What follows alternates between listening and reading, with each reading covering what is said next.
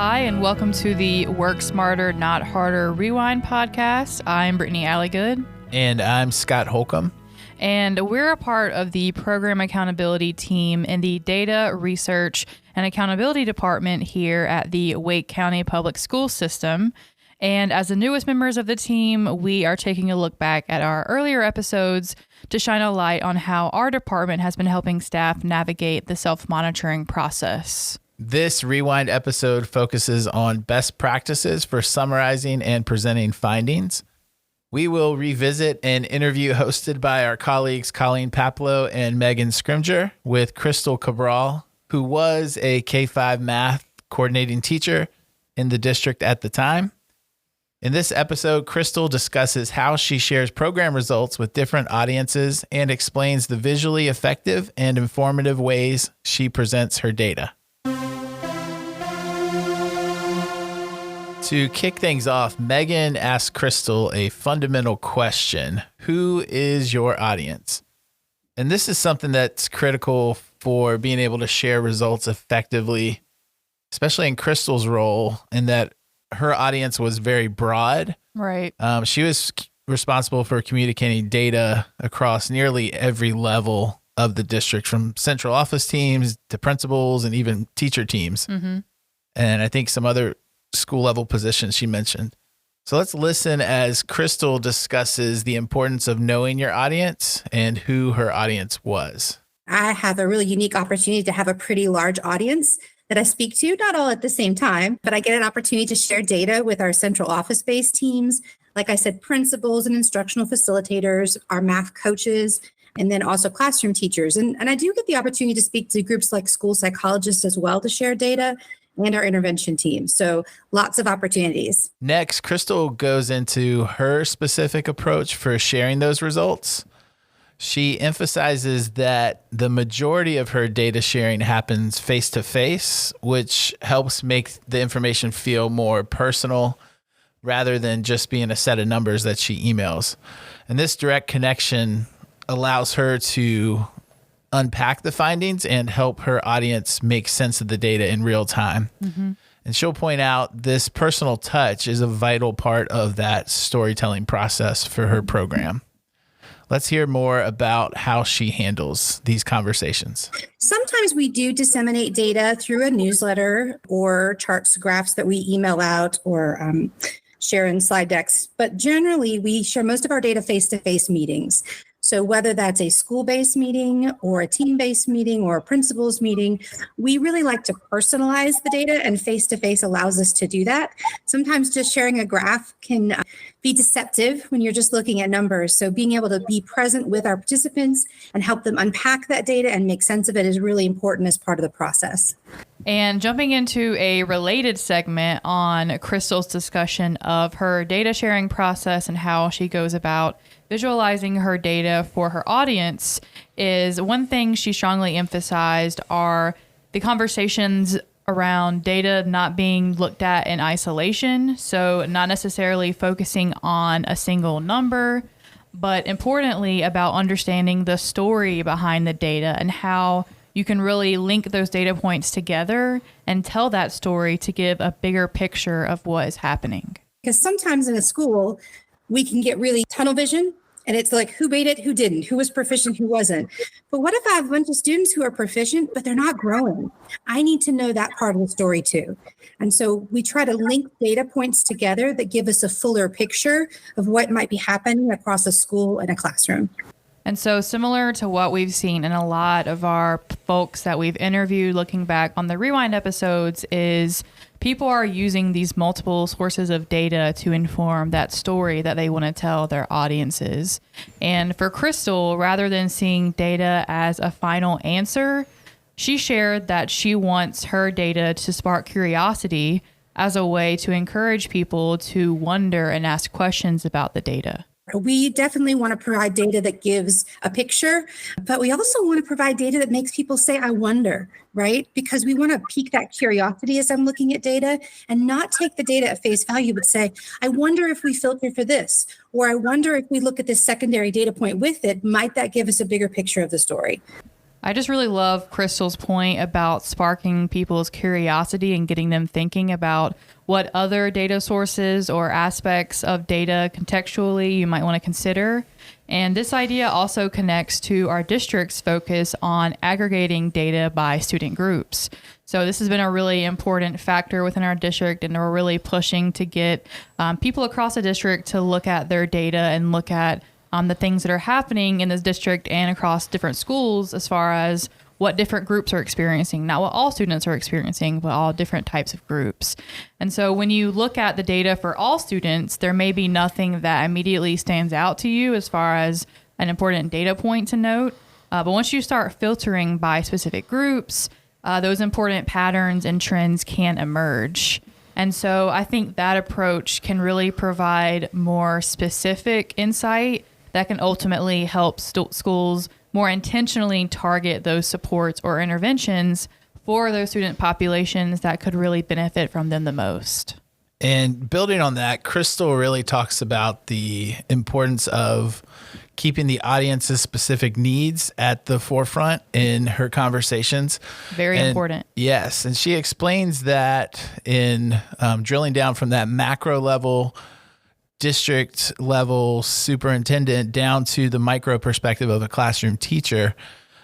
She often starts at that macro level, looking at, an entire region versus the full district.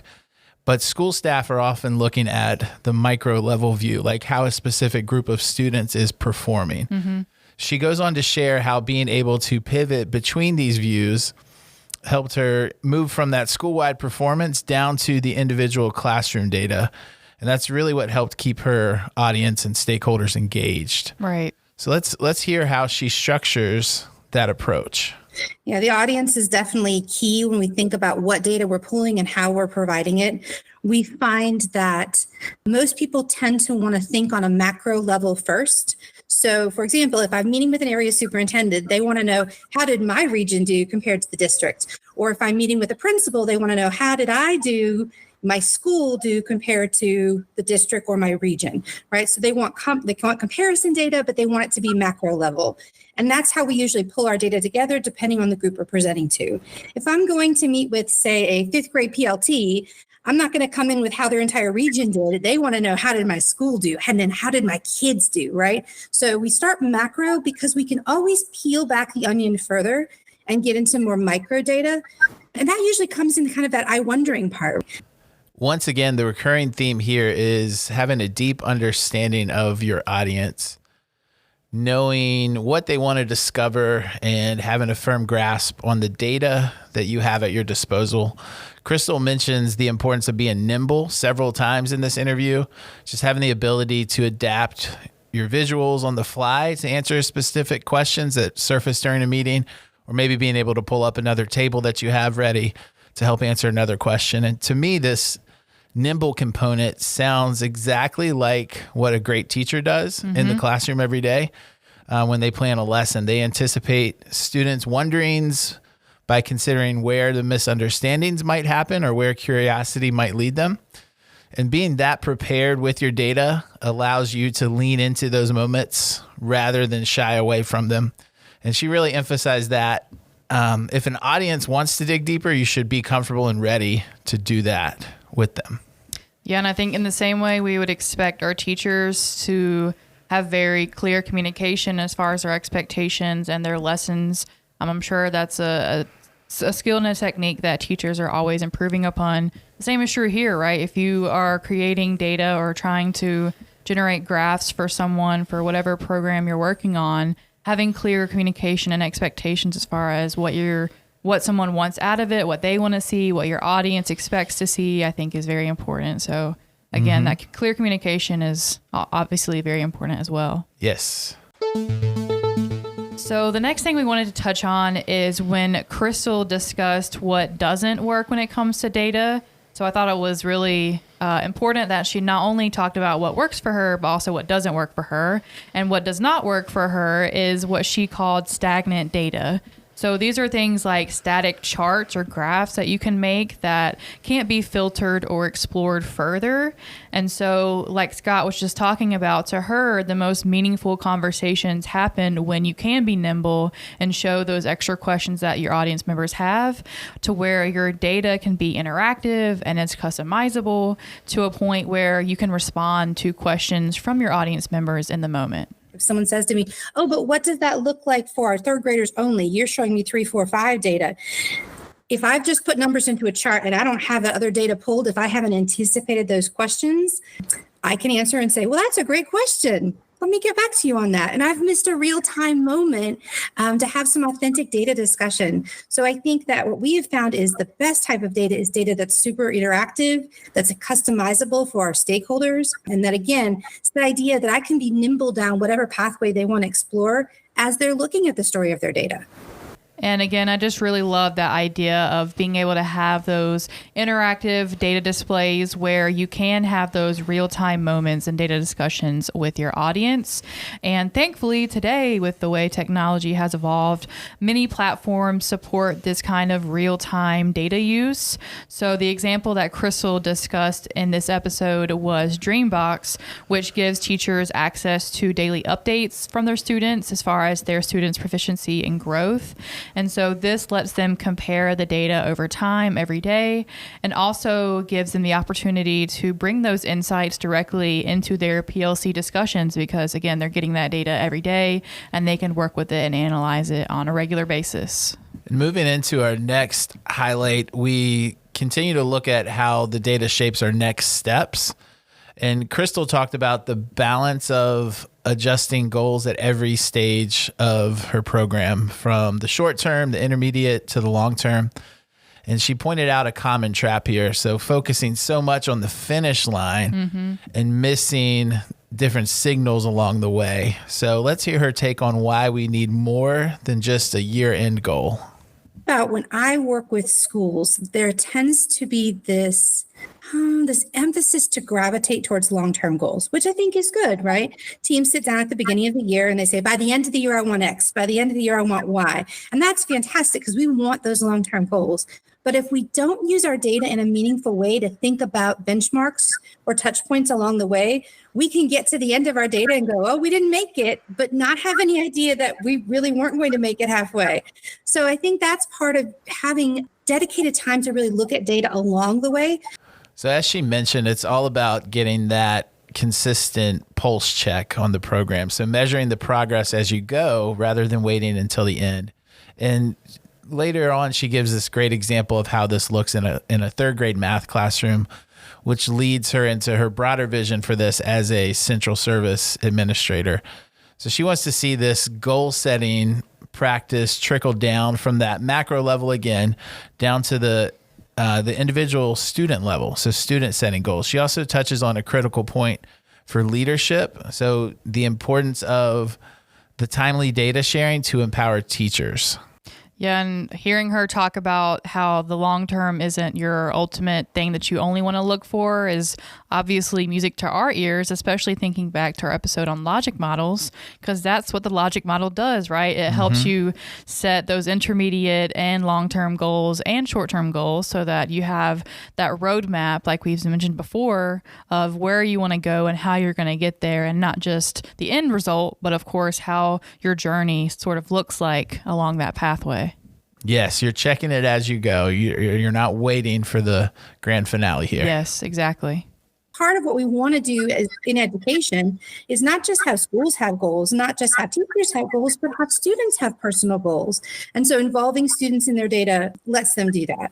And as we work with different stakeholders, instructional facilitators, principals, we encourage timely communication of data to staff members, because some of our reports are things that every teacher has access to, but we also have a lot of data that's only available to school leadership.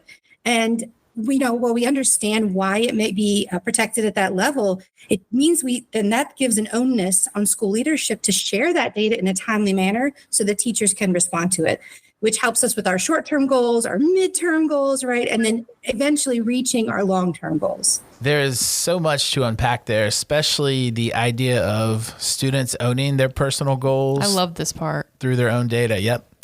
So it really highlights that the responsibility is on leadership at the district and the school level to share these results in a timely manner. So once teachers have that information, they can pivot in the short term, which is the only way to stay on track for those long-term goals. Right, exactly. And so just to wrap it up here, the last thing that we wanted to highlight from this episode is when Crystal talked about the importance of being prepared. So Scott had mentioned this point earlier, but I really wanted to highlight it again because I think it's a really important point.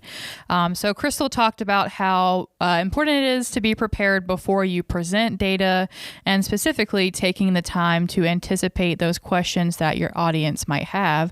So not only knowing your audience well, but communicating with your audience to know exactly what they're expecting to see. My advice would be, as you're planning to present data to stakeholders, you want to view that data through the lens of the stakeholder. What's going to be most beneficial for them? And then try and anticipate what questions they may have going into the presentation of that data so that you can be prepared as possible to help them unpack and make sense of the data. Data is not one picture. Data is so many pictures, so many pieces in a puzzle. And so I think as a person who shares data with others, we have to realize that our data is a tiny piece of a bigger puzzle that we need to help our stakeholders make sense of. So as you just heard Crystal explain, a big part of sharing data is ultimately helping your audience unpack and make sense of those puzzle pieces. And I love the comparison of data to a puzzle because I think that's so true. Mm-hmm. And one thing our department has found especially helpful when presenting data is giving people time within your presentation to take a second and pause and think and reflect on the data that they're seeing. That way it gives them a time to think about what it means for them and what the data is really showing. Just giving that moment of reflection, I think, can be really important with digesting data. Yeah, and that can help you as the presenter know what your audience is absorbing and if you need to go a different direction or go back some steps with what you're sharing. Which is just like a teacher, right? That's exactly how teachers would approach their lessons. So it's all connected, all similar in the end. Also, another thing that we try to do in our presentations is share our information in smaller, more digestible data bites, especially for maybe some audience members who may not be trained in data or research or maybe aren't as familiar with it. And so instead of trying to cram in every single detail into our presentation, which we would like to do, but obviously that could lead to the audience not being able to comprehend the information and ultimately being overwhelmed by what you're sharing. We find that, again, leaving that space for questions can really provide a more meaningful discussion.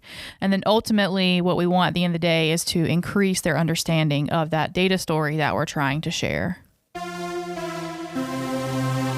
So this episode featured Crystal Cabral discussing how to communicate program results. She spoke a lot about her specific audience. Mm-hmm.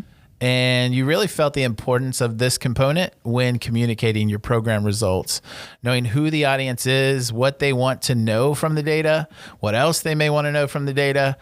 And then finally, she touched on involving students in goal setting and sharing data in timely, digestible and actionable bites to ensure the insights work for the stakeholders. So what's something that stood out to you in this episode? I think, again, that idea of really knowing your audience and being prepared for the audience that you are having this data prepared for. I think you can make the best data presentation and data visual ever, but if your audience doesn't want that information or they're not prepared to get that information, then you may have, wasted your own efforts and time, even though it could have been spectacular. It's just not exactly what your audience needed in that time or at that time. And so I think it's really important to have that open communication with whoever your audience members may be and having those frequent check-ins to make sure that you are making progress towards what that goal is, whether it's an intermediate goal or a short-term goal, long-term goal, just to make sure that you are on the right track. What about for you, Scott? Yeah, I think, the audience piece was huge in this episode, just knowing them really well inside and out and being over prepared to share the data with them. Yes. Also, I really like that tidbit about making sure you're checking things along the way and you can't, not waiting for the end results. Right. You know, really doing that pulse check like she mentioned. Right. Of your program. Which is why in the show notes, we can leave our logic model again for anyone who wants that resource. And also you can check out our previous episode on logic models to get a more in-depth discussion of what that is and how it can help you along your journey and check in along the way. Yes. And what do we have coming up in our next episode? Yes. So for our next episode, this will kick off the first part of our final rewind episode. So while our colleagues weren't able to officially record this episode and have anyone to interview or discuss things with due to some staff transitions, Scott and I are going to rewind their original idea. So still sticking with the rewind and share best practices for displaying data. And this will be based on our own experiences in the district, from supporting program staff through the self-monitoring process, as well as working on our own reports and ad hoc projects. Great. Looking forward to that. Want to say thank you to the guest and host from the original episode we highlighted in this rewind, Crystal Cabral, as well as Colleen Paplow and Megan Scrimger from DRA's Program Accountability Department. Thank you to our producer, Daniel Bunce, my co-host, Brittany Alligood, and to WCPSS student Sasha Wilson from Millbrook High School for providing our theme music for the season.